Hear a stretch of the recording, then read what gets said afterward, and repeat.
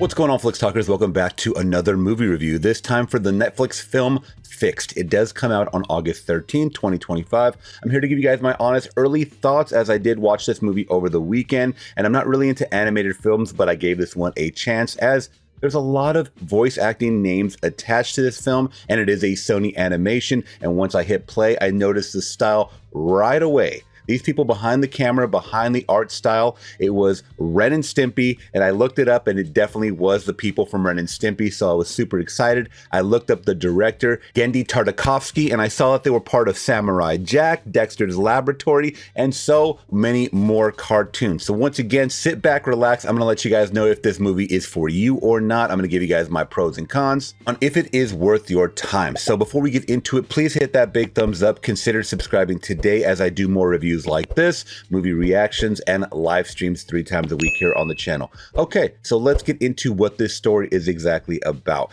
Now, it does follow Bull, who is a, I don't know, pit bull, some kind of small mutt type of dog. Either way, he is voiced by Adam Devine, who I love. It's the most recognizable voice, honestly, in the animation sphere. If you guys are not seeing him in real form, you guys definitely notice the voice. He is from one of my favorite shows of all time, Workaholics, in the movie Pitch Perfect. And you definitely know this guy. You have seen his face around if you guys watch movies, comedy movies especially. So it follows Bull, the dog, in his day-to-day life. He has his fun group of dogs that he hangs out with, voiced by Idris Elba, voiced by Fred Armisen. His neighbor is a show dog who is voiced by Kathryn Hahn. I thought she was a very fun and notable character as well, but it does exactly what I want to see from the perspective of a dog in an animation form. It shows me his day-to-day life and his viewpoint, and some of the viewpoints of other dogs that are very funny, just zany, slapsticky, and of course offensive and nasty. And this is the part of the film I didn't think I would like, with some of the raunchy humor, even though I grew up with a lot of it. It is extreme. I mean, it is like Sausage Party, if you guys have seen that.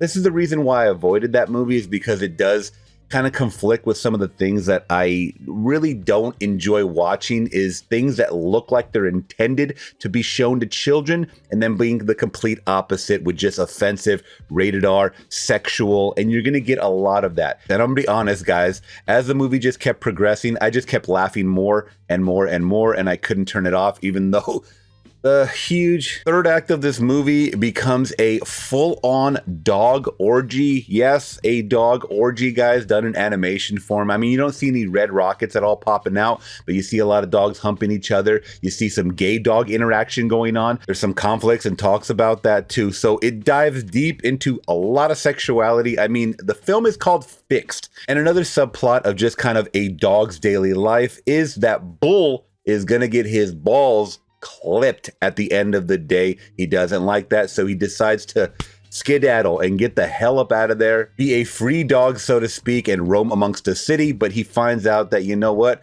there is a whole different world from domestic animals and feral animals, and I love to see all of that hijinks along the way, the adventure at hand. He runs into groups of wild cats. It is very funny once again once the movie rolls along, but I think if you're hooked in the first 10 minutes, you might enjoy this film. And like I said, if it's too raunchy for you, you may turn it off. Now, another like of mine, guys, is the animation style, and it's something that a lot of you guys may not be used to unless you're probably 35 years old and plus.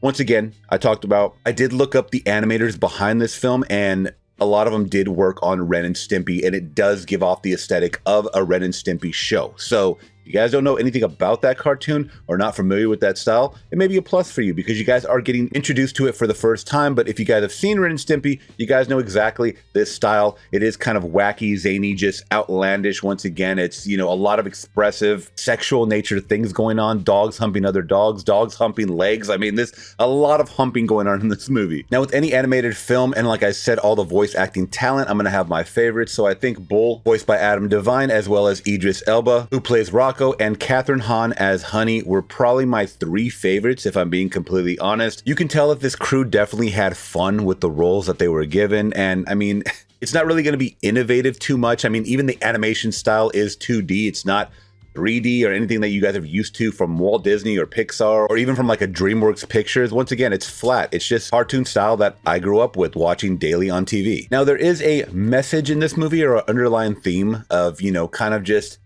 learning to live in the moment and live without your balls, so to speak. And it's not really anything that needs to be in there, but they do throw it in there for this factor of making you think that even though most dogs do get clipped or fixed in this matter, they feel like it's going to be a life traumatic change and that they're not going to be themselves anymore. And it's just Bull coming to the realization that, you know, even though his friends are fixed, I mean, they're all still the same. And it is one of those things where it doesn't really need to be a message. Just show me some fun hijinks along the way and I'm going to have a good time with it. There is a message. There is some subplot about Bull and Honey that kind of ends up playing out in the end where they try to make it like more of like a romance type of movie. And I mean, these aren't humans, guys. I mean, so it's just kind of funny to interject all this human emotion into something like this. But either way, I didn't mind it. I just had a mindless time once again for about an hour and a half. Now, I don't want to make this review too long, guys. I mean, it is what it is. I'm showing trailer clips along the way.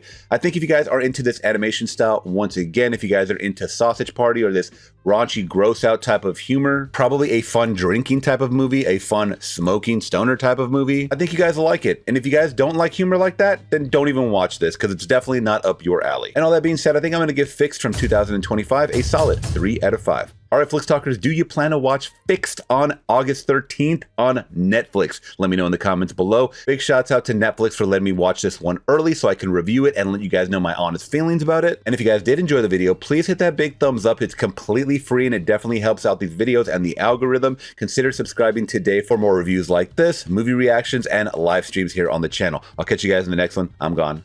Peace.